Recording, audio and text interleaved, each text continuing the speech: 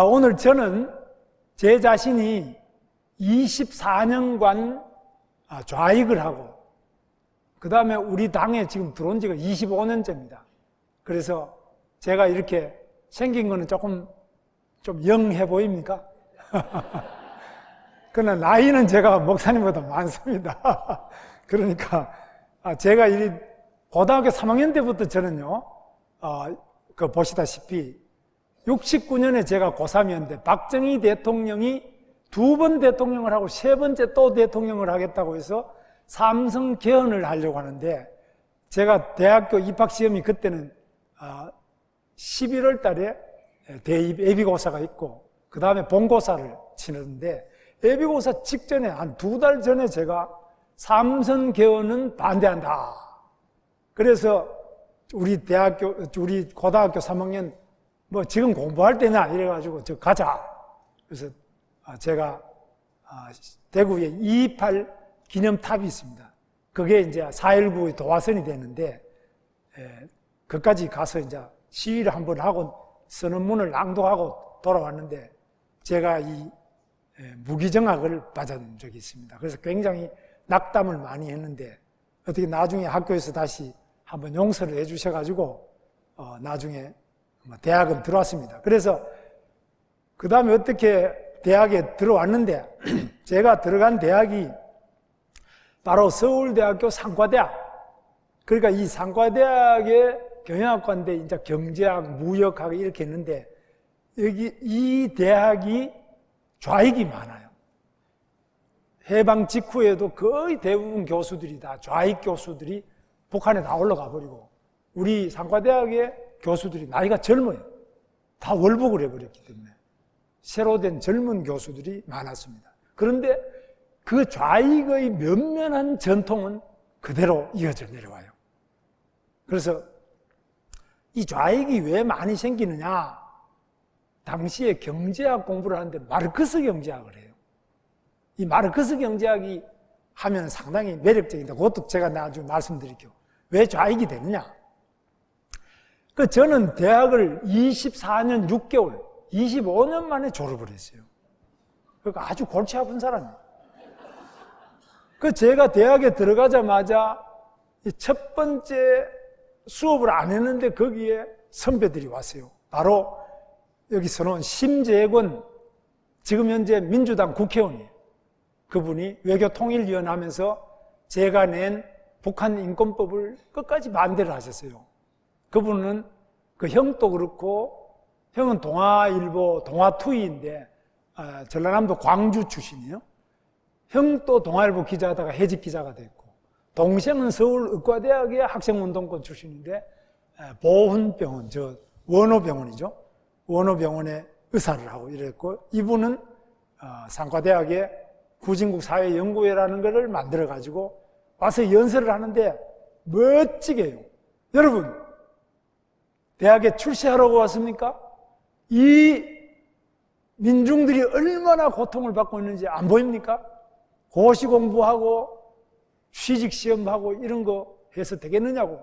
이 나라를 위해서, 어려운 분들을 위해서는 여러분 같이 모입시다 이래가지고 연설을 하는데, 그 연설할 때 이분의 눈이 번쩍번쩍하는데 눈에서 너무너무 불꽃이 번쩍거리는데, 제가 보고 감동을 먹어가지고 완전히 그냥 빠져가지고 바로 그 자리에서 제가 가입원서를 썼어요.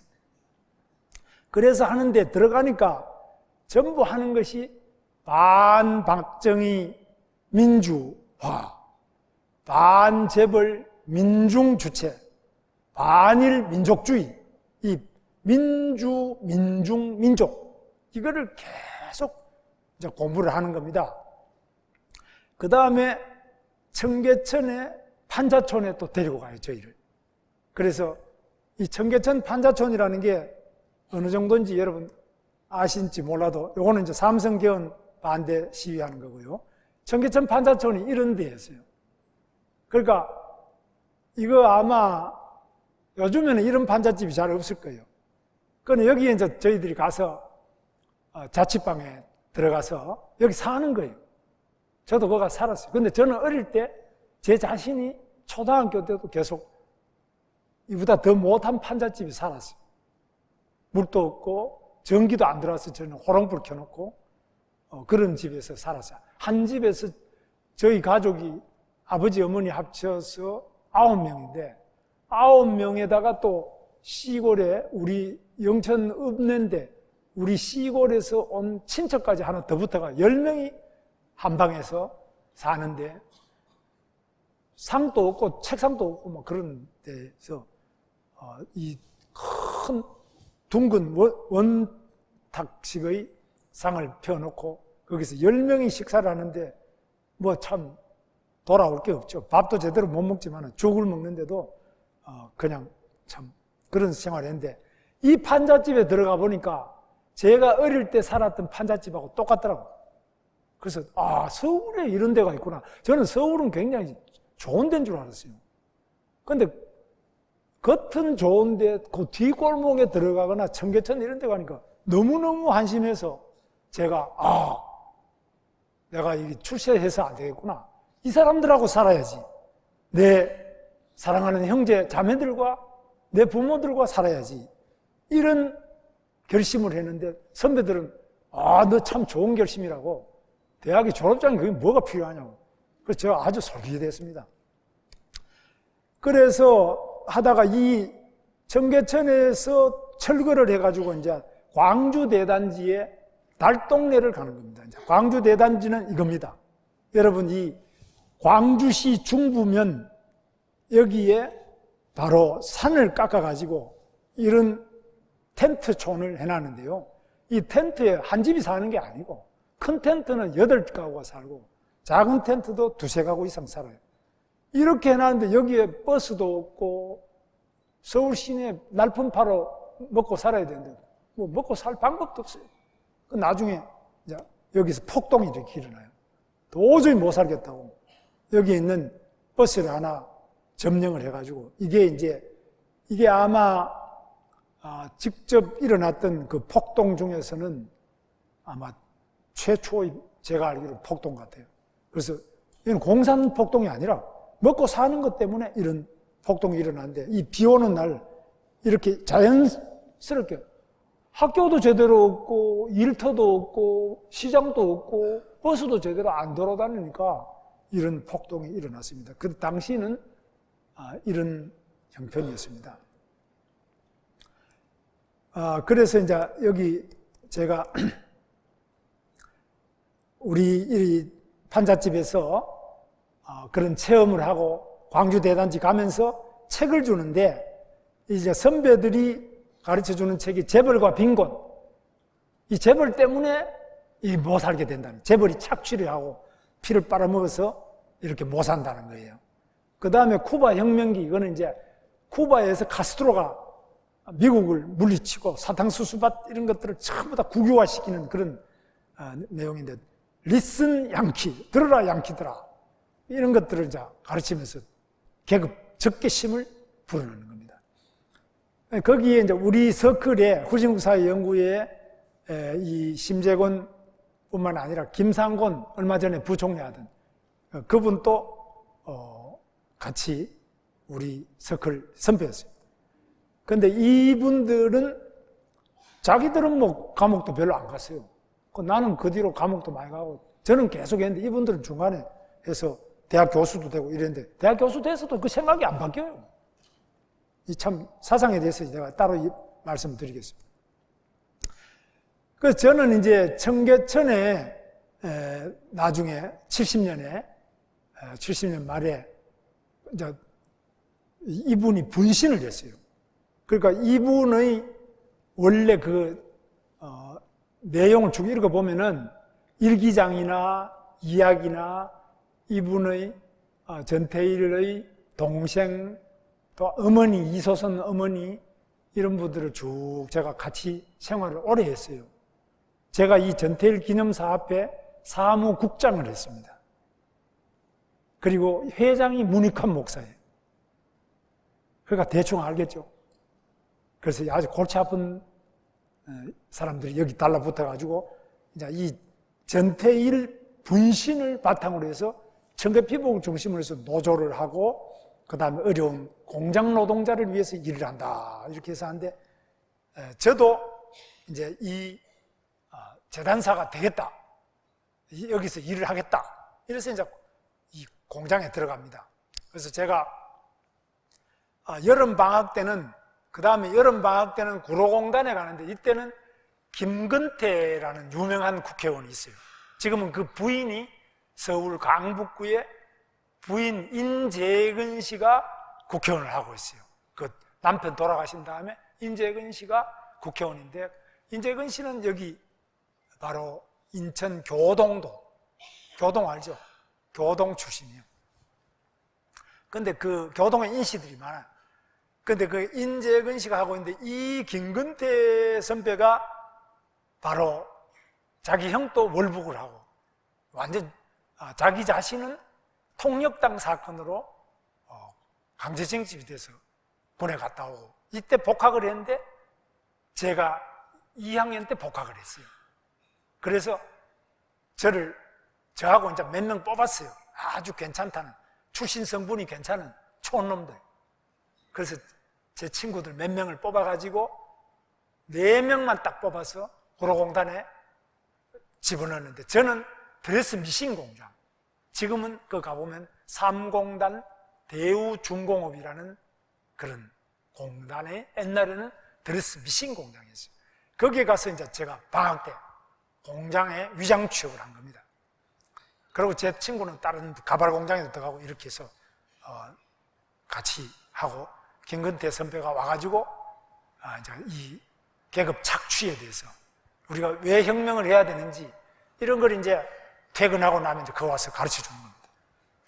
그러다가 이제 또 이때는 바로 박정희 대통령과 김대중 대통령의 대통령 선거가 있었는데, 그 대통령 선거를 전후해 가지고 계속 데모를 하다가 또 제가 재적을 됐어요. 재적됐다가 시골에 가서 이제 농사 짓고 그렇게 하다가 다시 상경을 해서 청계피복 노조에 와서 그 노조 간부들을 한자를 가르쳐 준 겁니다. 그때는 근로기준법이 한글로 된 게 없어서 한자가 아니면 근로기준법을 읽을 수가 없었어요. 그래서 제가 근로기준법을 가르쳐 주기 위해서 이 법률 한자가 어렵잖아요. 그걸 가르쳐 주면서 제가 야학을 했습니다. 이분은 이제 어머니고요. 이소선 어머니고, 그 아들이 분신하고 난 다음에 이렇게 그 옆에 보이는 사람들이 친구들입니다. 청계노조 재단 보조나 재단하던 친구들입니다. 그래서 제가 그렇게 하다가 74년도에는 민청학년, 바로 그 당시는 유신이 있었는데 유신 헌법에 대해서 반대하는 민청학년 사건을 통해서 이제 우리가 이 정부를 전복을 하자. 박정희 정권을 뒤집어 엎고 이 민족 국가. 그때 우리가 볼 때는 박정희는 이거는 독재자니까 민주 투쟁을 통해서 박정희 독재를 타도하고, 그 다음에 민중 착취, 재벌 이런 사람들을 전부 타도하고, 그 다음에 민족 반역자가 박정희다. 이거는 친일파고 지금은 미국의 앞잡이가 되어 있으니까 이들을 타도하자. 그래가지고 바로 모의를 한 것이 이 민청학년입니다. 여기에는 지학순 주교나 또 목사님들도 여기에 많이 들어가 있어요. 그러니까 교회 쪽하고 또 교수들 많이 그때 관계되어 있습니다. 그래서 유명한 사건이 여기에 수배 제적이 돼서, 그 다음에 좀 있다가 또 이제 계엄령이 해제되고 수배가 해제돼 가지고 75년도에 제가 청계피복 공장에 노동자로 들어갔습니다. 또또라는 게 이제 단추를 이렇게 쇠로 된 거 박는 건데, 제가 가서 일을 취직을 직접 한 겁니다. 그때 대학은 끝나고 다 잘려나고 다 도망가고 이제 얻고 공장에 들어가서 이제 재단 보조도 하고 오바로꾸라고 또 있어요. 여러분 이제 미싱 하시는 분 아는데 오바로꾸사도 하고, 그 다음에 씨앗개사, 이거는 다림질하는 그런 것도 하면서 가는 데마다 제가 계속 쫓겨났어요. 너무 일을 잘 못한다는 거예요. 보통 그 청계천에 오는 여자친구나 남자친구들이 보통 초등학교 졸업하면 옵니다. 공부 많이 한 친구들은 중학교 졸업하는데 저는 대학 다니다 갔으니까 한 10년 늦게 들어갔는데 아무리 제가 열심히 해도 이 손이 못 따라가더라고요. 그래서 매일 그냥 욕먹고 그냥 김신 나가봐라 이러면 또 저는 해고되고 그때는 뭐 명단도 없어요. 노동계약도 없고 그냥 오늘 뭐 여기 일자리 있습니까? 이러면 그래 오늘부터 와서 해라. 사람도 들락날락거리는 거예요. 그럼 그때부터 일하다가 또 쫓겨나고 이랬습니다. 그래서 한 달 동안 일했는데 10,000원을 받았어요. 아침 한 8시부터 시작해서 그 당시 통행금지가 있었는데 11시까지 일해가지고 하루 종일 일하고도 10,000원밖에 못 받은 도시락은 사갔고요.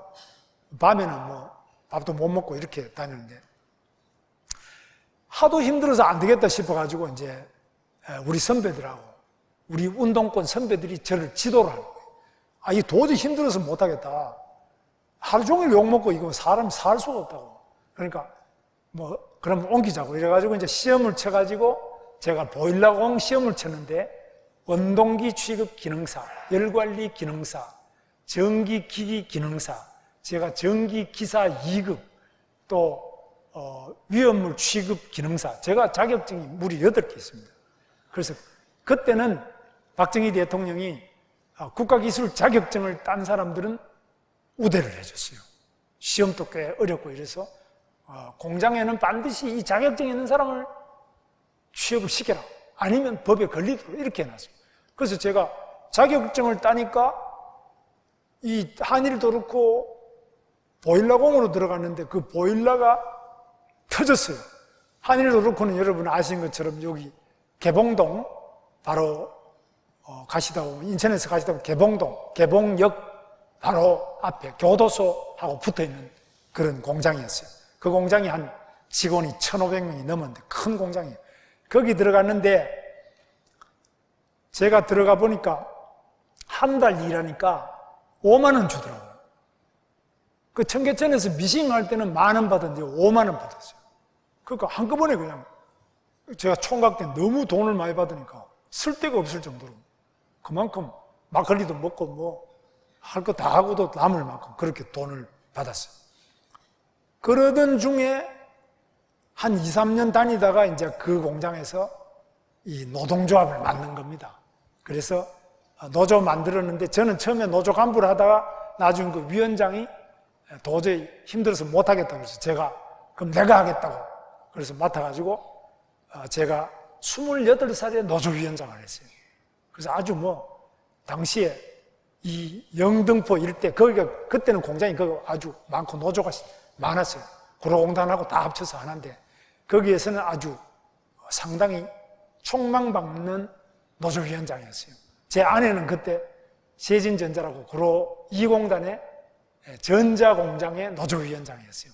제 아내는 전라도 순천 여자인데 제 아내는 전라도에서 올라와가지고 고등학교 졸업하고 올라와서 공장에 다니다가 아내가 노조위원장이 돼 있고 저는 또 공장에 대학 다니다가 잘려가지고 갔는데 그 지역이 같아가지고 제가 청년부장, 제 아내가 여성부장 이래가 둘이 만나가 짝짝꿍이 돼서 나중에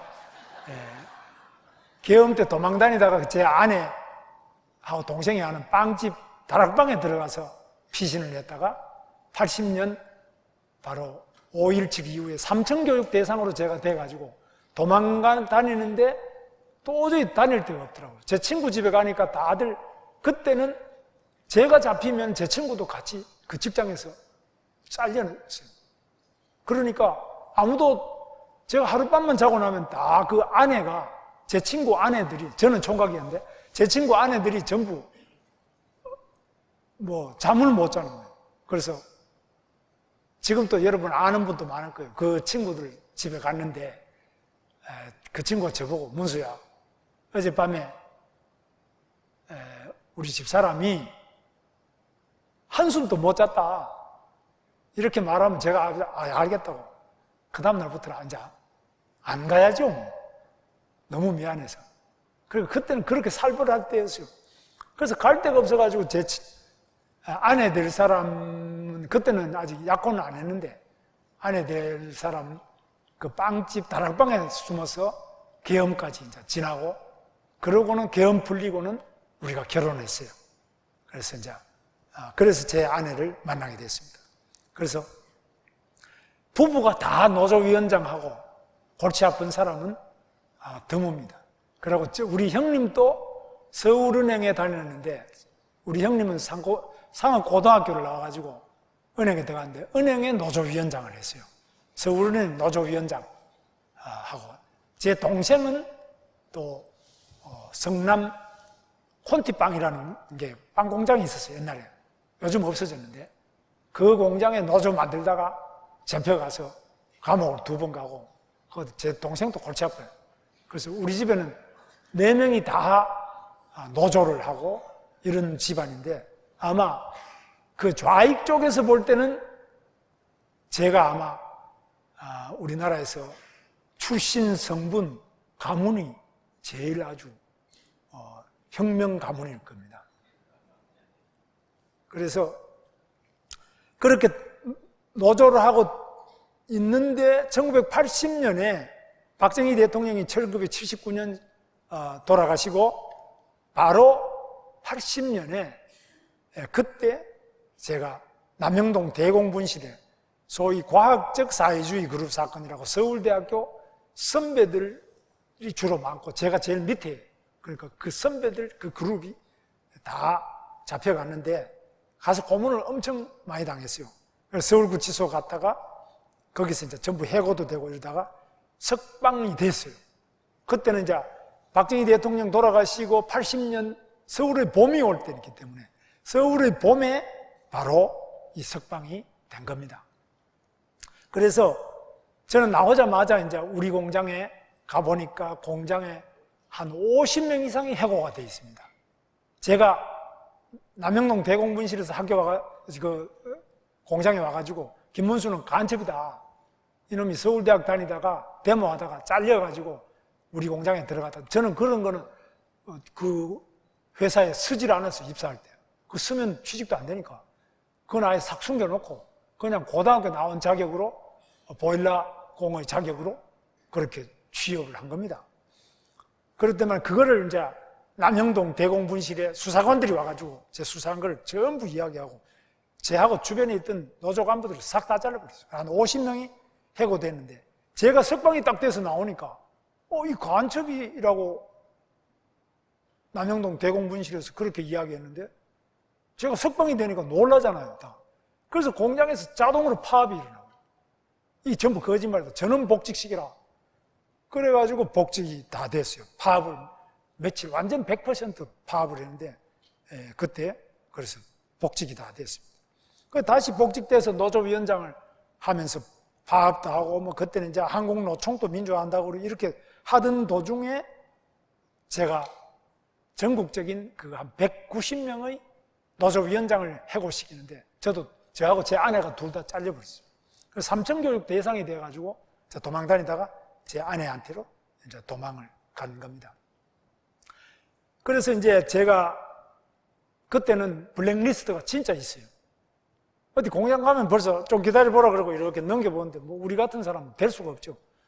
그래서 이제 해고자 84년에 해고자들을 중심으로 한 노동자 복지협의회를 만들었는데 이 노동자 복지협의회가 바로 저 김승훈 신부님이라고 당시에 불광동 쪽에 있는 성당에서 이거를 발족을 시켰습니다. 여기 인천에도 부평성당에 호인수 신부라고 있습니다. 그것도 아주 유명한 그 정의구현 사재단 신부 있어요. 이런 분들이 전부 도와줬어요. 그리고 기독교 도시산업선교회 여기는 임명진 목사, 서경석 목사도 통역당 사건에 관계됐다가 강제징집된 사람이에요. 그 서경석 목사는 세문안교회, 서울 세문안교회 그 창설자가 자기 할아버지고 아버지도 아주 해군제도 집안이 좋아요. 그 서울공대 기계과 그야말로 우리 정동수 목사님하고 비슷한데 그런데 운동권이었어요. 그래가지고 이제 하다가 같이 전부 도움 받아가지고 위장 취업자들 재야 운동권 이래가지고 재야 노동운동을 한 겁니다. 그 공장에 들어가 있는 사람을 우리가 또 조직을 하는 겁니다. 그래서 바깥에 있으면서 그 고로동 근처에 우리 사무실 놔놓고 공장에 있는 사람을 계속 쉬는 날이나 퇴근 이후에 만납니다. 아는 고향 사람들 이를 만나가지고 그 사람들을 조직해서 85년에 유명한 구로 지역의 노동조합 연대 파업을 했는데 대우오페럴이라고요. 한 3,500명 되는 큰 대우오페럴, 가리봉전자, 효성전자 뭐 이런 구로동에 있는 노조를 우리가 전부 만든 거예요. 만들었던 걸 가지고 와 합체가 한꺼번에 그냥 동시 파업을 한 겁니다. 그러니까 깜짝 놀란 거죠. 이게 아마 6.25 이후에는 이런 정치적인 연대파업, 동시파업이 처음입니다. 그래서 깜짝 놀라가지고 전부 다 이제 잡아놓고 저도 그래서 도망 다니다가 그 다음에 이제 이때는 유신헌법 때니까 유신헌법 때는 유신헌법 끝나고 바로 전두환 대통령의 50헌법, 50헌법도 바로 장충체육관에서 대통령 뽑죠. 그러니까 우리는 직선제, 대통령은 국민들이 직접 투표하게 해달라. 그 직선제 투쟁하고 노동투쟁 이런 걸 전부 합쳐가지고 전두환 살인정권, 미제 타도, 미국이 이제 광주에 학살을 했다 이렇게 생각하고 그걸 뒤집어 엎은 겁니다. 그래서 투쟁을 하다가 이 인천의 주안역 앞에서부터 인천 시민회관까지, 그때 시민회관이 거기 있었습니다. 그 일대를 전부 점령하고 그냥 완전히 마비가 됐죠. 인천에 오래 사신 분은 다 아실 겁니다. 구속됐다가 88년 올림픽 끝나고 제가 석방이 됐습니다. 2년 5개월간 석방이 됐습니다. 그런데 저는 감옥 안에서 바로 제가 들어가 있을 때는 운동이 고조기가 되어서 한꺼번에 하룻밤에 운동권 학생이, 대학생이 데모하다가 하룻밤에 400명씩 들어와요.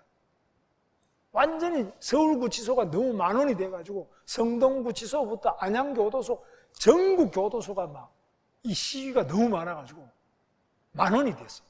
그러니까 제가 들어가는데 저는 이때 나이가 좀 들어있지만은 이제 대학생들이 그렇게 많이 들어와요. 그런데 얘들이 거의 주사파들. 그래서 제가 감옥 안에서 이 주사파들하고 이제 이야기를 많이 하고 생활을 많이 하고 각양각색의 그런 좌익 운동권 출신들의 학생들, 후배들하고 2년 반을 생활했기 때문에 제가 이제 상당히 그쪽 사정을 많이 알고 있습니다. 그리고 광주교도소가 바로 좌익교도소입니다.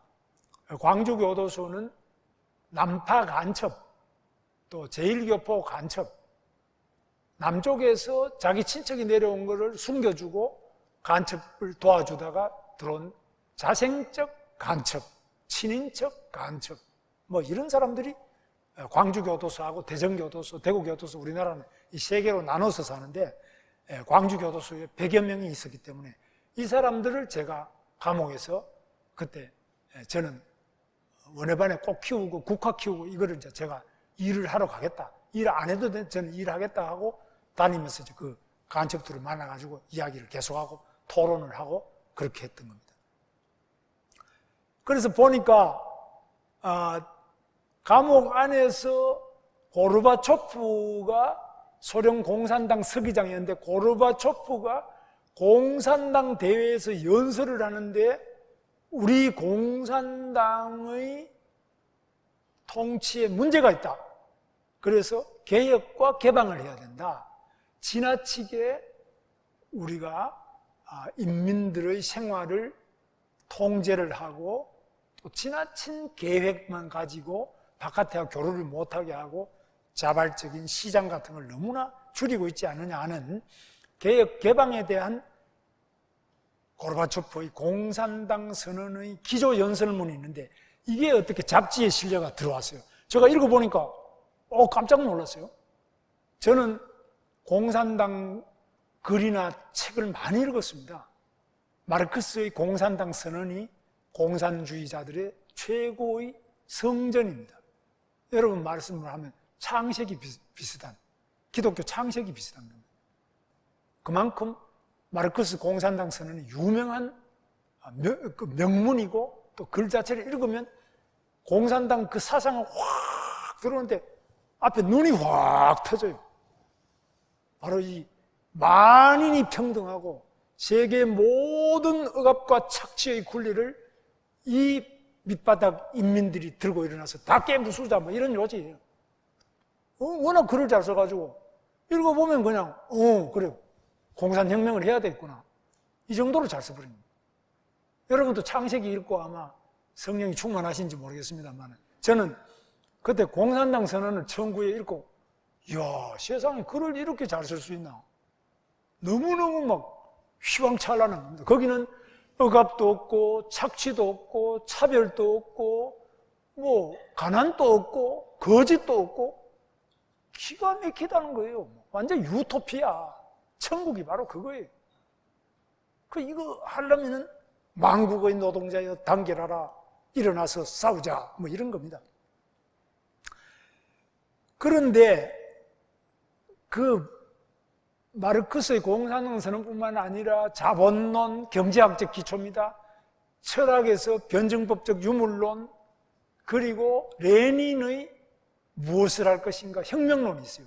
레닌은 그 마르크스, 엥겔스의 공산주의 이론을 어떻게 혁명가를 만들어가지고, 바로 여러분으로 말씀드리면 교회를, 장로님들을 조직하고, 그 다음에 목사님들이 뭉치고 권사님들, 집사님들이 뭉쳐가지고 이 사회를 성역할 거냐, 뭐 이런 것에 대해 가지고 조직론을 완성한 것이 레닌입니다. 그게 바로 볼셰비키 정당, 여러분이 아는 RO, Revolutionary Organization, 그러니까 RO, 혁명 조직을 어떻게 할 거냐, 전위 정당을 어떻게 할 거냐, 이런 데 대해서 바로 한 게 레닌입니다. 그리고 이제 스탈린에 와서는 국가를, 소련이란 국가를 만들어요. 국가를 어떻게 다스리냐, 이게 스탈린주의의 핵심. 공산국가를 바깥에 있는 미국이나 영국이나 다른 프랑스나 이런 나라, 자본주의 나라에서 공산국가를 쳐부수려 들어오기 때문에 이 간첩을 어떻게 찾아내느냐.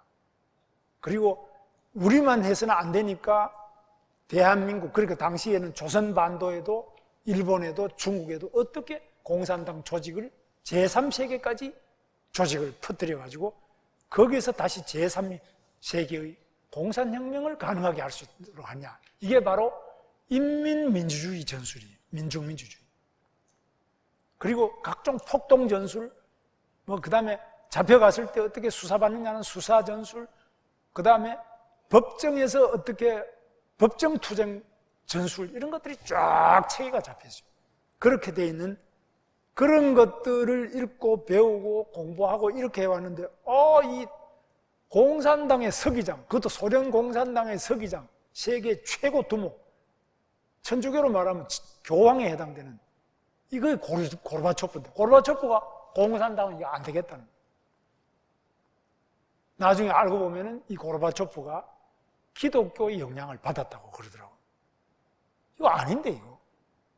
그래서 아마 그런 큰 변화가 있었다고 하는데, 그건 어떤 목사님께서 저한테 이야기해 주신, 제가 아직 그 서류는 다 못 봤습니다. 그래서 1990년에 바로 89년에 베를린 장벽이 붕괴가 됐습니다. 여러분 보셨죠? 베를린 장벽이 이렇게, 이 군인들이 이렇게 지키는데 이 주민들이 여기에 담을 타고 가는 사람 총을 쏘고 이러니까 이 주민들이 이것을 부숴가지고 장벽을 이렇게 허물고 양쪽 군인들이, 동독 군인들, 서독 군인들이 이렇게 했습니다.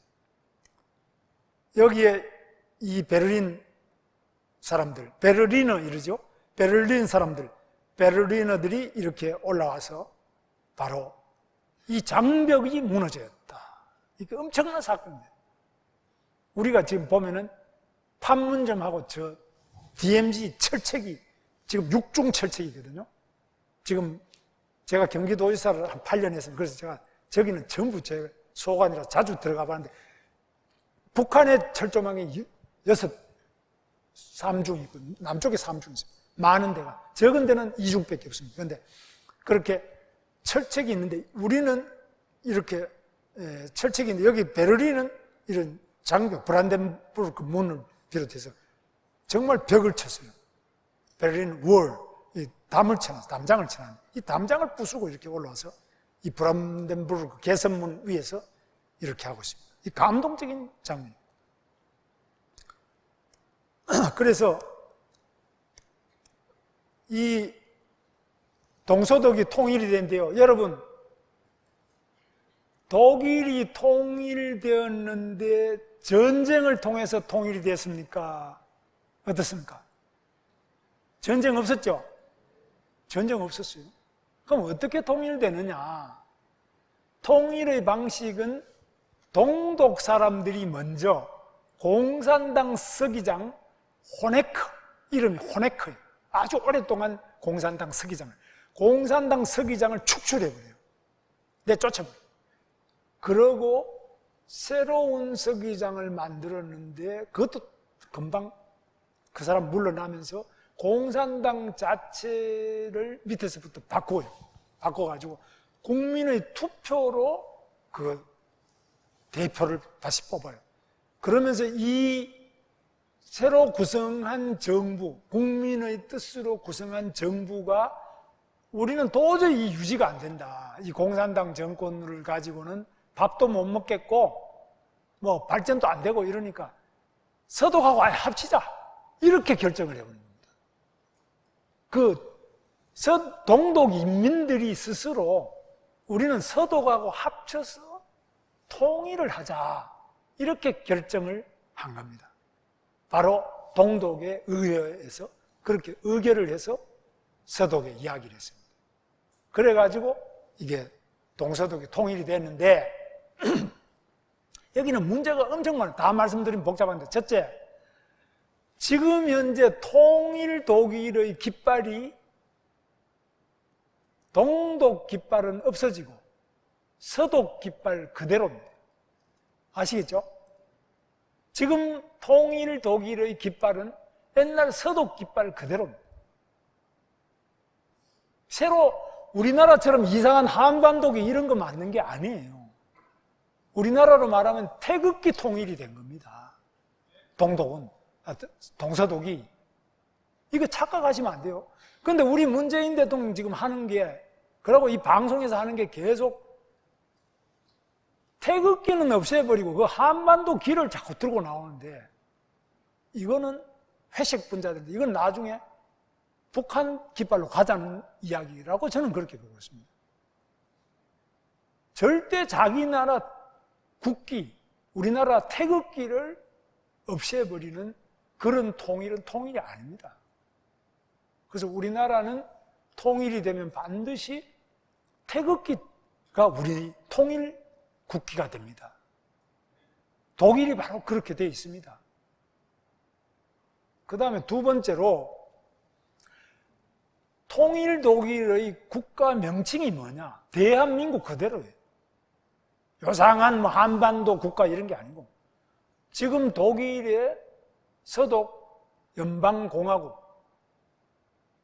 이게 바로 서독이 아니고 독일 연방공화국, 이게 옛날 서독의 국가 이름이고 통일된 뒤에도 국가 이름이 그대로예요.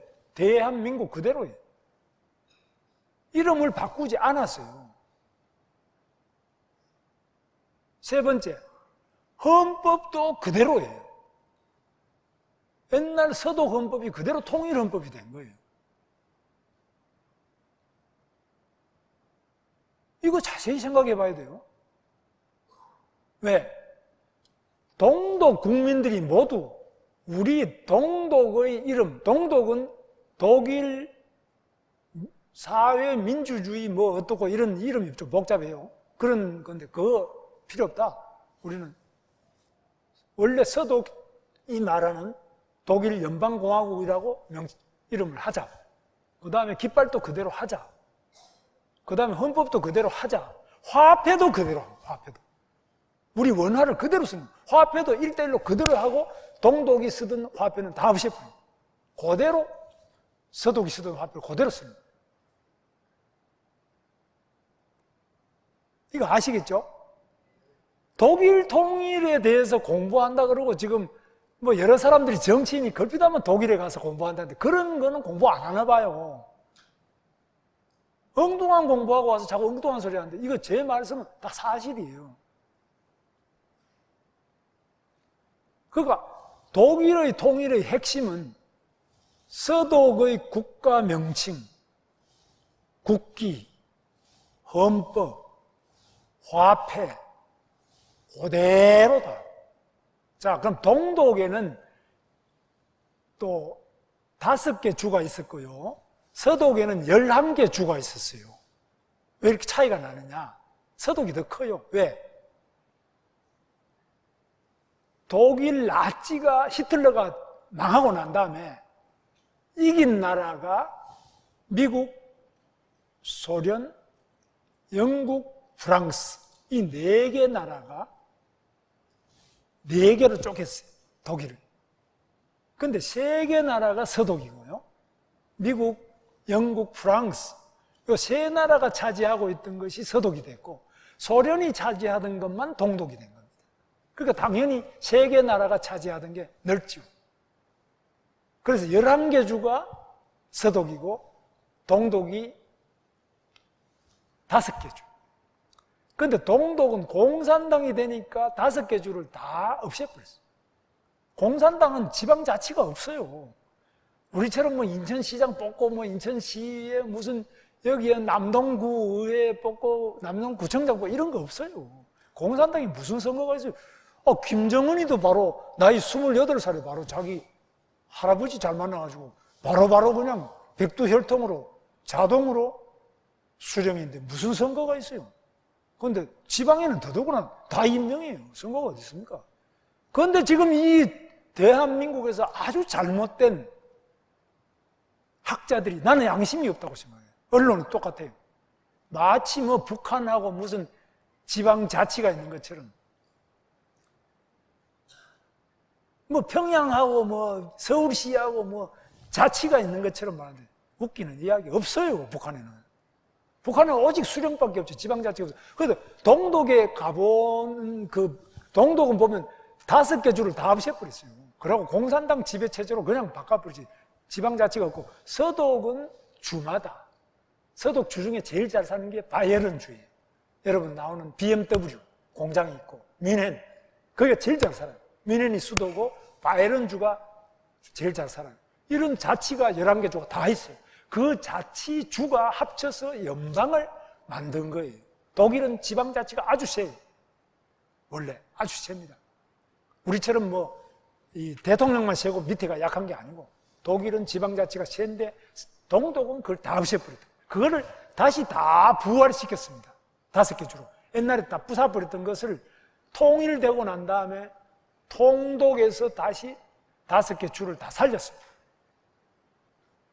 그래서 서독 중심으로 원 공산당의 깃발, 공산당의 헌법, 공산당의 그런 행정체계 뭐 이런 거 싹 없애버리고 화폐 이런 거 다 없애고 바로 자유민주주의 서독의 국가 명칭, 국기, 헌법, 지방자치 행정체계를 다 만들었습니다.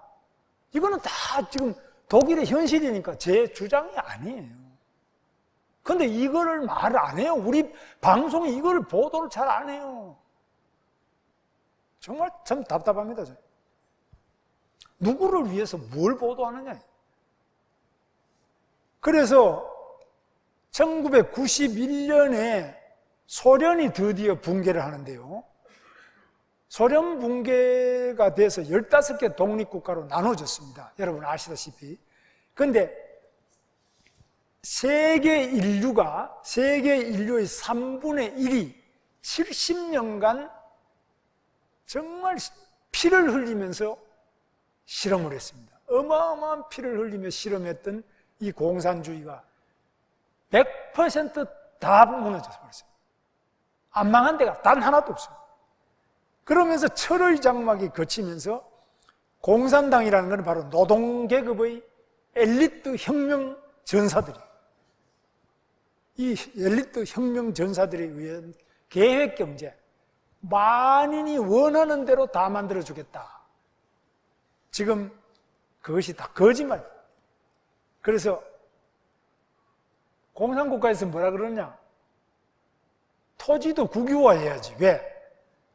토지는 제한되어 있는데 부자들이 땅을 많이 가져버리면 가난한 사람은 땅이 없잖아. 그러니까 국가가 가져야 돼. 국가가 관리해야 돼. 주택. 요즘 여러분 집값, 인천은 별로 많이 안 올라갔죠? 근데 서울은 진짜 많이 올라가더만. 근데 집값이 너무 올라가니까 이것도 다 주택도 국유화. 그리고 필요한 사람 다 가족 많은 집은 큰 집 주고 다 이렇게 배급하는. 그 다음에 학교도 다 당에서 다 정해주는 거야. 너는 어느 학교 가라. 너는 김일성 대학 어디 다 정해주는 거야. 그 다음에 직장도 다 정해주는 거야. 너는 광산에 가라. 너는 택시 운전해라. 너는 뭐 학교 선생을 해라. 다 정해주는 거야. 그런데 그 봉급 차이는 없어요. 김일성 대학 교수나 뭐 저 밑에 뭐 광산에 다니는 사람은 큰 차이가 없어요. 그러니까 공산국가는 대체로 의사들이 질이 떨어져요. 왜냐하면 봉급이 아주 낮아요. 뭐 택시기사나 뭐 트럭 화물 운전하는 분들하고 의사가 비슷해요. 그러니까 우수한 사람이 안 가고 일을 열심히 하지도 않아요. 가지고 뭐 의사 안 하면 나는 뭐 트럭 운전하면 되지. 또 비슷하니까. 그러니까 우수한, 우리나라는 의사 같은 경우는 봉급도 좀 많이 받고 들어가기도 어렵게 이렇게 해서 하드 트레이닝을 해가지고 우수한 사람 만들어가 병을 싹싹 세계에서 제일 잘 고치잖아. 그러니까 러시아 같은 데는 손가락이 다치면은 이거는 가위에서 싹싹 잘라가지고 그냥 꼬매버려. 우리나라는 어떻게 하냐면 이걸 하나하나 꼬매잖아. 봉합을 하잖아. 어느 식으로 다 손가락 잘리면 다 하고 봉합을 하고. 그러니까 우리나라 기술이 의료기술도 세계 최고 수준. 그만큼 우리가 혜택을 보잖아요. 암도 그 치료율이 우리가 세계적으로 아주 높아요. 정말 이런 혜택을 보면 저기는 실력이 하나도 없어요. 고칠 수 있으면 암이고 뭐고 감기도 못 고쳐. 다 엉터리예요. 그래서 그런 공산국가라는 것이 뭐 다 평등하다 그러는데 결국 다 죽어버려요. 그래서 이런 것 때문에 국가폭력과 자유박탈, 인권 유린, 가난, 그리고 결국 나라가 다 망해버려요. 자, 그래서 공산주의 이론과 실체에 대해서 제가 말씀드리면, 첫째, 공산주의가 평등한가? 평등하긴 한데 하향평준. 올라 못 가고 다 내려가서 다 망해버립니다. 그래서 평정해진 겁니다. 다만 김정은이 하나 빼고. 그 다음에 그래서 이게 하향하면서도 또 당 간부와 반동부자는 또 비평준. 그러니까 하향 평준화라도 되면은 좋겠는데 하향 비평준화. 김정은이 하고 딴 사람은 또 비평준. 김정은이 하고 자기 형하고 자기 고모부는 다 죽이니까. 죽고 죽이니까 생살 여탈권을 쥐고 있기 때문에 정말 불평등합니다. 재판 다 못 받아보고 다 죽는 겁니다. 두 번째, 공산주의 이론에서는 잘 사는가? 공산주의는 모든 걸 다 배급을 한다 그랬는데 이 배급을 가지고는 품질을 높일 수가 없어요. 그리고 개인의 소유욕은 다양해요. 아니 배부르면 됐지 떡볶이를 왜 먹어? 공산당식입니다. 아니 이 사람은 배부르면 됐지 얼음 보송이를 왜 자꾸 먹고 싶어해? 그건 당 간부나 먹는 거야. 이거 안 돼요. 얼음 보송이를 먹든 뭐 라면을 먹든 이 우리의 다양성 이런 거를 인정을 안 합니다. 계획. 자, 인간 본성과 맞지 않는 겁니다. 인간 본성은 자기의 자유로움 그리고 다양함. 형제 간에도 다 다릅니다. 자매 간에도 다 달라요. 아니 언니가 빨간 옷 입는다고 해서 나도 빨간 옷 입고 아닙니다. 다 색색이 자기 나름대로 취향대로 입고 싶어요. 자, 그래서 제가 이 민중당을 그 다음에 했어요. 민중당을 했는데 민중당에서 노동계급 폭력혁명 노선을 그동안 제가 하다가 그 다음에는 합법적인 대중정당운동을 했는데 그게 민중당이에요. 요즘의 민중당은 이석기 당인데 그거하고 좀 달라요. 이 사람들은 아로 이런 것들을 해서 통진당이 바뀐 건데 제가 하던 민중당은 1992년에 선거에서 표를 못 얻어서 해산되는데 그것도 좌익은 좌익인데 기본적으로는 합법적 대중정당 운동이었는데 총선에서 져가지고 이거는 해산명되고 간첩 이선실이 황인호 등 이런 사람들 사건하고도 전부 관련되고 김낙종 뭐 간첩 사건 이런 것들이 있었어요. 이래가지고 이거 자체는 해산되고 저도 해보니까 안 되겠더라고요. 이 좌익 운동을 가지고는 세계적으로도 망했지만 대한민국에서도 이거 절대 안 되겠다. 그래서 저는 바로 노동인권회관 이제 노동자들 도와주는 거 하다가 1994년에 김영삼 대통령이 민주자유당 한번 해보자 이래가지고 김영삼 대통령 정당에 들어와서 옆에 부천소사 지구당에 최기선 시장 후임으로 제가 지구당을 하게 됐습니다. 그래서 그 뒤로 국회의원을 3번 하고 또 도지사를 2번 하게 됐던 겁니다. 그런데 그 다음에 이 목사님께서 저보고 강남 좌파가 생기는 이유를 설명해봐라 이렇게 하셔서 제가 이제 목사님 숙제를 이렇게 한 겁니다. 첫째, 좌익 이론이라는 것은 지식인들이 이해하기 쉽습니다. 안 배운 사람들은 이거 좌익 이론이 어려워요. 좌익 이론이 어떠냐? 사적 유물, 역사에 대해서는 사적 유물로, 철학은 유물 변증법, 이 교회하고는 완전히 반대처럼입니다. 교회는 하나님, 이 유심론, 그 성령이 있고 이렇게 하는데 이런 건 다 그건 아편이다. 그러니까 철학도 이 교회하고 딱 반대예요. 유물 변증법. 그 다음에 마르크스주의 경제학인데 이 마르크스주의 경제학은 노동가치설, 가격론, 계획경제, 이게 굉장히 어려워요. 수학을 잘하는 사람이라야 유리해요.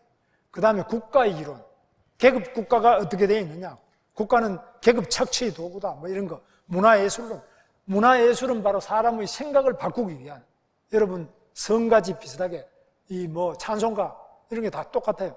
그러니까 이 혁명을 위한 문화예술론.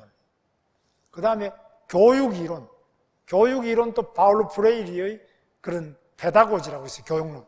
그거는 어떻게 가난한 사람을 어떻게 공부를 시켜가지고 혁명 전사로 만드느냐, 그런 교육이론. 또 조직론, 아까 레닌 조직론 했죠. 혁명론, 뭐 이런 것들이 체계가 딱 돼 있어요. 그러니까 이 지식인들이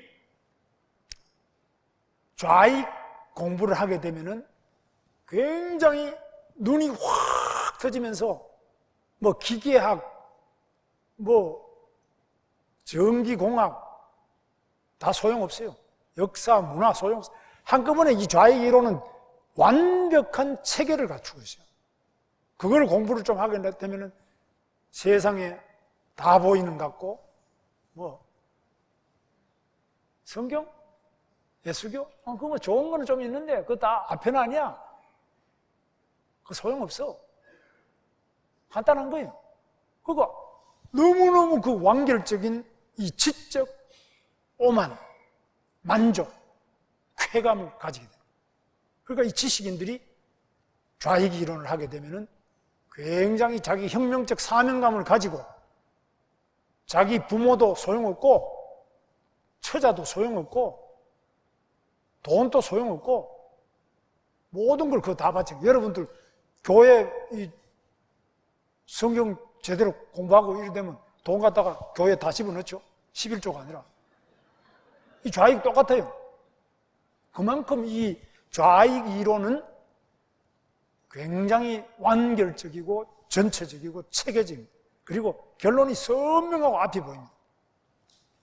그 다음에 마르크스도 그 집안이 괜찮아요. 엥겔스는 굉장히 거부해요. 집안이 아주 부르주아 중에 부르주아. 레닌도 그 집안이 아주 지식인 집안. 노택동은 뭐 그렇게 잘 사는 집은 아니에요. 중산층쯤 돼요. 그런 이 주요 혁명가들이 모두 중산층 이상의 지식인층에서 배출됩니다. 그래서 사회 모순을 체계적으로 분석, 비판해서 대안을 딱 제시할 수 있어요. 저리 가자! 이런 정도 되는 사람들이 공산혁명에 나서는데, 우리나라도 이 강남 좌파들이 많이 있는데, 이 사람들은 자기는 돈을 많이 이번에 부동산으로 돈을 벌면서 남들 보고는 그 돈 벌면 되겠느냐고 이러고 참 위선적인 사람. 그래서 우리나라에서도 이 좌익이 처음, 아까 말씀드렸다시피 서울대 경제학과, 정치과, 사회학과 이런 데 좌익 운동권이 집중적으로, 그 교수도 그런 사람 많아요. 교수도 거의 좌익들이에요. 학생들도 그걸 계속 가르치니까 좌익 자체를 공부를 해야 학위를 주는 겁니다. 이런 식으로 돼가지고 되는데, 요즘에 이제 우리가 미국에 유학을 많이 가면서, 미국은 좌익이 좀 많이 약해요. 미국 가서도 또 좌익 공부하고 오는 그런 친구들도 있더라고. 근데 그러나 대체로 미국은 좌익 이론이 좀 약해요. 일본이 오히려 강하고 유럽은 아주 셉니다. 그래서 상당한 지적 기초가 필요하다. 그런데 김일성주의는 그렇게 마르크스, 레닌보다 쉬워요. 김일성주의는 기독교 비슷해요. 무조건 수령님을 하나님처럼 믿으면 돼요. 김일성주의는 좀 영어, 수학 이런 거 많이 안 해도 돼요. 그런데 마르크스 경제학은 아까 말씀드린 가치를 가격으로 전하는, 이거는 수학을 굉장히 또 해야 돼요. 그런데 이 김일성주의는 그냥, 여러분 성경에도 수학이 별로 없잖아요. 그냥 읽으면 되잖아요. 이 김일성주의가 기독교 성경 같은 거하고 체계가 가장 비슷해요. 이게 팍팍 먹히지. 그러니까 성경이 쉬운 책이에요. 심오하지만, 읽으면 심오하지만 누구나 읽을 수 있는 책이. 이 김일성주의가 그렇습니다. 김일성 수령님만 잘 믿으면 돼요. 그러면 다 집도 생기고 땅도 생기고 학교도 보내주고 다 되는 거니까 말만 잘 들으면 돼요. 여러분, 이 성경 자체는 그렇게 어려운 이론이 많이 들어가 있는 건 아니에요. 신학하시는 분한테는 제가 공부를 안 해봐서 모르지만, 이 마르크스 레닌주의까지 있는데, 이 김일성주의가 되면서부터 대학가, 전국의 대학가, 전문대학까지 확 이 김일성주의가 퍼졌어요. 그리고 책도 필요 없이 저녁에 앉아서 단파 라디오를 하나 사다가 저녁에 이렇게 틀면은 김일성주의 강좌가 나와요. 오늘은 수령론에 대해서 말씀드리겠습니다. 수령은 김일성 수령을 말합니다. 수령님의 말씀은 무조건 잘 들어야 됩니다. 안 들으면은 이 공화국이 무너집니다. 수령님 말씀은 틀린 게 없습니다. 무조건 믿으세요. 따라가세요. 이런 식으로 하는데, 그 방송만 잘 들어도 김일성주의 공부를 다 할 수 있어요. 그래서 정말 학생들이 저녁에 이불 덮어쓰고 단파 라디오 덮어쓰고 김일성 사상, 북한 방송 듣고 그 다음날 아침부터 전국의 대학에 다 퍼뜨리고, 못 들은 사람 위해서 그걸 유인물 끌어가지고 또 다 보내요. 그래서 우리나라가 이렇게 지금 김일성주의가 청와대까지 다 장악하게 됐습니다. 지금. 이 보통 문제가 아닙니다. 대학은 물론이고. 자, 근데 우리나라에서 좌파 선동이 왜 잘 먹히느냐, 이것도 이제 목사님께서 설명하라고 하셨어요. 그래서 첫째는, 우리나라는 조선민주주의 인민공화국, 북한에 기지가 있습니다. 북한은 모든 국력을 제1번을 적화 통일을 위해서 쓰고 있습니다. 그리고 엄청나게 공을 들입니다. 우리나라는 어떠냐, 개인주의가 있기 때문에요. 내가 우리 애 좋은 학교 보내가지고 우리 애 결혼시켜야지, 유학 보내야지, 이거 제일 중요하죠.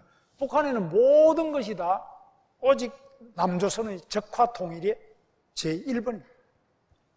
두 번째로, 우리나라는 지정학적으로 아주 불리합니다. 세계에서 가장 지정학적으로 나쁜 위치에 있습니다. 바로 공산종주국 소련하고 국경이 붙어 있어요.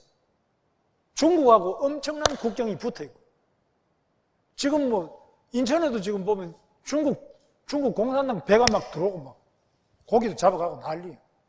그리고 또 북한이 또 바로 붙어 있어요. 그래서 옛날에는 독립운동할 때는 소련에 가서 이 일본 군인이나 형사들 피해가 소련으로 가서 독립운동한 사람 많았어요. 중국 만주로 간 사람도 많았어요. 가난하기 때문에 제가 러시아 블라디보스톡과 연해주를 가봤습니다. 도시 살 때 가보면은 땅 1억 평에 1억 평 정도를 그냥 한 뭐 2, 3억 주면 저보고 사라 그래요. 그래서 내가 그랬어요. 그만큼 땅이 많아요. 완전 평지가 수억 평이 깔려 있는데 그냥 값도 너무너무 사요. 또 사람도 없어요. 그래도 우리나라에서 닭 굶던 사람들이 거기 가서 농사를 지었는데 제가 러시아 사람들 보고 그랬습니다. 우리나라도 빈 땅이 너무 많다. 우리 고향도 경북 영천 인고면 황강리라고 있는데 거기 내가 어릴 때 개간했던 땅이 다 논다 지금. 농사 지을 사람이 없다. 근데 뭘 이 추운 데까지 와서 누가 농사 짓겠냐고. 공짜로 줘도 야 농사 지을 우리 대한민국 젊은이들 공짜로도 여기 오라고 하면 안 온다. 그러니까 뭐 가만히 있더라고. 그러니까 우리가 이렇게 옛날부터 농사 지으러 그리 또 많이 갔습니다. 그리고 만주도 똑같고요. 그리고 바로 걸어가면 되기 때문에 뭐 일본이나 미국처럼 뭐 배 타고 갈 것도 없어요. 그래서 이런 좌익 인사가 아니라도 거기 가서 살던 사람들이 소련 공산당, 중국 공산당하고 관계를 가져가지고 그 사람들이 나중에 우리 쪽에 또 왔는데 그 뿌리가 다 우리 주변에 많이 있습니다. 실제로.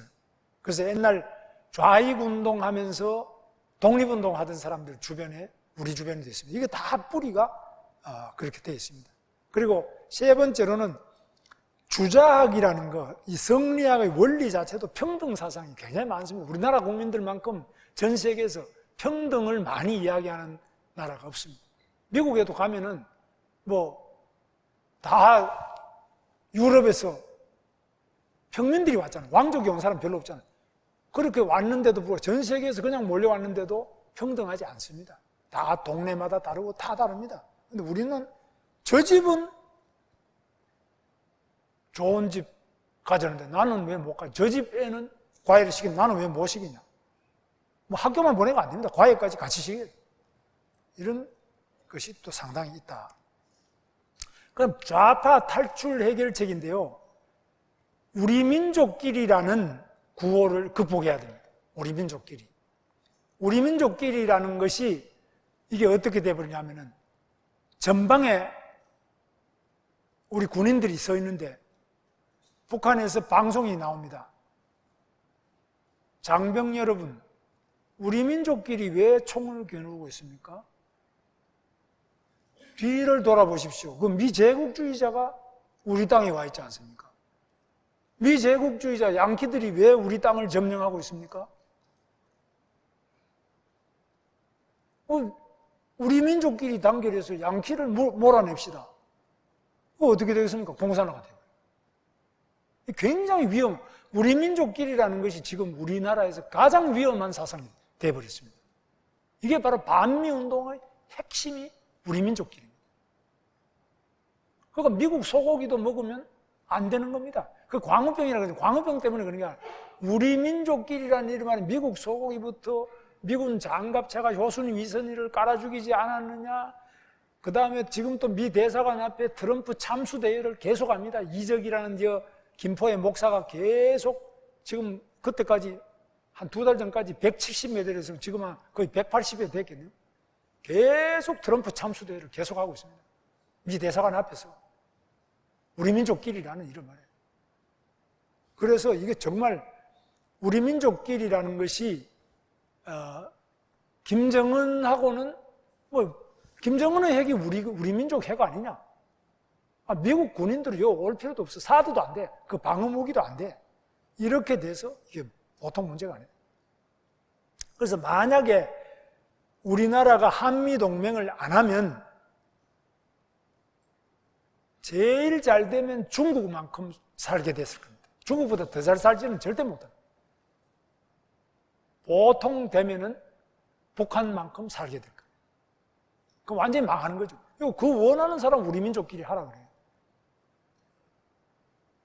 북한이나 중국 정도만큼 살 사람은 우리 민족끼리 하고, 우리도 미국만큼 또는 미국을 능가하려면 미국하고 손을 잡고 미국만큼 또는 미국 이상으로 살자는 사람은 한미 동맹을 중시해야 돼요. 이 둘 잘 봐야 됩니다.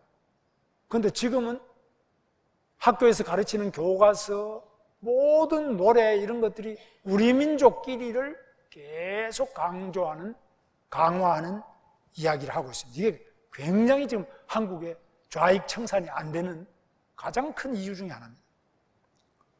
두 번째, 평등 사상이 있는데요. 노동자나 뭐 자본가나 이재용이나 뭐 우리나 뭐 다를 게 뭐 있어? 그 아버지 잘 맞는 것밖에 없지. 그래서 노동계급 해방임, 노동계급이 뭉쳐가지고 저 자본가를 타도해야 된다. 계급 투쟁을 하자. 파업을 하자. 임금 투쟁을 하자. 끝까지 투쟁해가지고 이걸 회사를 문을 닫게 만들어서 결국 대우자동차 군산공장을 문 닫고 갔습니다. 조금 있으면 아마 이 인천공장도 다 문 닫을 겁니다.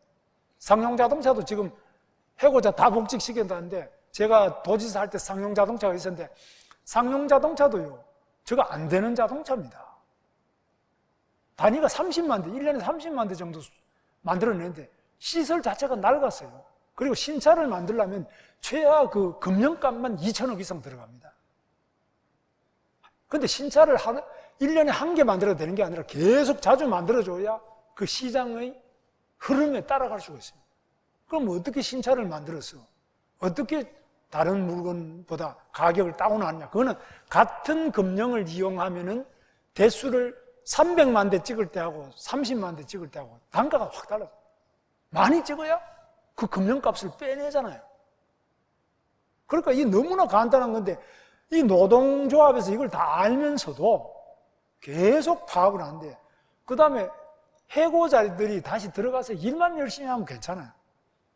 그런데 이거 한번 놀아보고 공짜로 계속 놀았던 것도 돈 다 받아내고 이렇게 해보면은 그 아주 나쁜 버릇을 고치기가 정말 힘듭니다. 여러분, 담배 끊기 힘든 거하고 똑같습니다.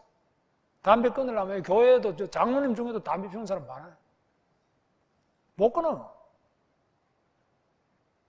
그만큼 이 나쁜 버릇을 고치기 힘든. 그래서 이 평등 사상 자체가 굉장히 생각을 많이 해봐야 됩니다. 자, 인간 본성은요, 기본적으로 이기적입니다. 인간 본성이 하나님처럼 공동선을 위해서 이타적으로, 예수님처럼 내가 죽어서 보혈로 모든 죄를 씻어주자, 뭐 이런 사람이 누가 있어요? 없잖아요. 요즘에 어떤 분들 보면은 천주교 주교쯤 되는 사람이 왜 그러면 어린 여아들을 성추행을 하냐 이죠. 그 추기경까지 되는 사람이, 주교까지 되는 사람이 왜 그러냐? 그 아무리 그냥 인간이거든요. 인간은 저도 인간입니다만, 저도 결국은 성스러운 사람 좀 돼보려고 하다가 나는 여자 없이는 못 살겠다. 그래서 저는 결혼을 했어요. 솔직히 말해서 나는 자신 없다. 그리고 나는 결혼하겠다. 아까 목사님 말씀처럼 내 아내하고 같이 그래서 살면 안 되겠네. 그래서 잘 살고 있어요. 아마 제가 결혼 안 했으면 사고 여러 번 쳤을 거예요.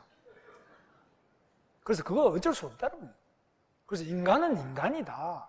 인간이 그렇게 완벽하고 항상 공동선을 위해서 자기를 희생만 하고 그렇게 공평하기만 하고 이런 게 인간이 아니다. 인간의 본질은 항상 이기적이고 자기에게 식욕도 있고 색욕도 있고 재산욕도 있고 뭐 여러 가지 욕심 덩어리고 이거 못 다스려서 죽을 때까지 못 다스리는 거예요. 그게 인간이잖아요.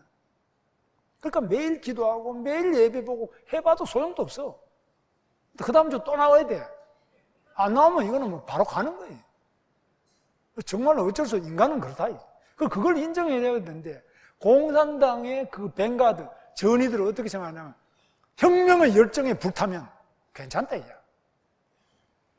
그래서 인류의 3분의 1 이상이 70여 년간 엄청난 피를 흘리며 정말 우수한 공산혁명가들이 많아요. 그 사람들이 간단한 사람들이 아니에요. 기독교의 순교자만큼이나 피를 흘리면서 공산주의 이상을 위해서 했는데 안 되는 겁니다. 그거 안 되는 거예요. 자, 그래서 이 공산주의는 인간의 본성으로 보나 세계 역사의 모든 사례가 다 망했기도 하기 때문에 결론은 북한도 망합니다. 중국도 망합니다. 그런데 기다려야 되는데 저 망할 사람을 우리 정부가, 우리가 뽑은 대통령이 가서 또 지금 살려주려고 난리를 치는데 독일 보셨죠? 독일처럼 우리나라가 가야 됩니다. 감사합니다.